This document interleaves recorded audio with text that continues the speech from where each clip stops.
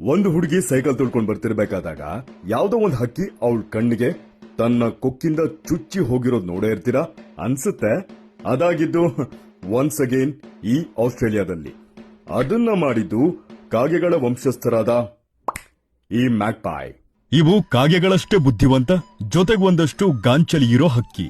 ನಿಜಕ್ಕೂ ಆಸ್ಟ್ರೇಲಿಯಾ ಜನತೆ ಹಾವು, ಸ್ಪೈಡರ್ ಎಕ್ಸೆಟ್ರಾ ಪ್ರಾಣಿಗಳಿಗೆ ಹೆದರ್ತಾರೋ ಇಲ್ವೋ ಗೊತ್ತಿಲ್ಲ. ಆದ್ರೆ ಈ ಆಗಸ್ಟ್ ಬಂತಂದ್ರೆ ಸಾಕು, ಅಲ್ಲಿಂದ ಅಕ್ಟೋಬರ್ ತಿಂಗಳ ತನಕ ಇದು ಕೊಡೋ ಹಾವಳಿಗೆ ಬಟ್ಟೆ ಹರ್ಕೋತಾರೆ ಕಣ್ರಿ. ರಸ್ತೆಗಳಲ್ಲಿ ಜನ ತಗ್ಗಿ ಬಗ್ಗಿ ನಡೆಯೋದು ಬಿಟ್ಟು ತಲೆ ಎತ್ಕೊಂಡೆ ಆ ಕಡೆ ಈ ಕಡೆ ಅಂತ ನೋಡ್ಕೊಂಡು ಓಡಾಡೋ ಸ್ಥಿತಿಲಿರ್ತಾರೆ. ಯಾಕಂದ್ರೆ ಅದು ಇವುಗಳ ಮೇಟಿಂಗ್ ಸೀಸನ್. ಅದ್ರ ಗೂಡಿಗೋ ಅಥವಾ ಕ್ರಿಯೆಗೋ ನಮ್ಮಿಂದ ತೊಂದರೆ ಆಗಬಹುದು ಅನ್ನೋ ರಾಂಗ್ ಅಸಂಪ್ಷನ್. ಅದಕ್ಕೆ ಹೀಗೆ ಹೇಳಕ್ಕಾಗಲ್ಲ, ಮಾಡಿದ್ರು ಮಾಡಿರ್ತಾರೆ. ಅದಕ್ಕೆ ಅದ್ರ ಗೂಡಿರೋ ಮರದ ಸುತ್ತಮುತ್ತ ಮಾನವನ ಸಂಚಾರ ಏನಾದ್ರೂ ಕಂಡ್ರೆ ತಗೋ ಫ್ಲೈಯಿಂಗ್ ಕಿಸ್, ಎಲ್ಲಿಂದ ಬಂದು ಎಲ್ಲೆಲ್ಲಿ ಕೊಡುತ್ತೋ ಗೊತ್ತಿಲ್ಲ.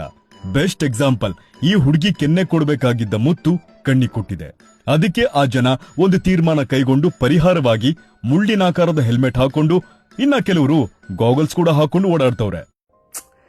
ಇದ್ ನೋಡ್ತಾ ಇದ್ರೆ ಕೇರಳದ ಮಲಪ್ಪುರಂನಲ್ಲಿ ಮರ ಕಡಿದ್ರಲ್ಲ, ಆ ಇನ್ಸಿಡೆಂಟ್ ನೆನಪಾಗ್ತಾ ಇದೆ.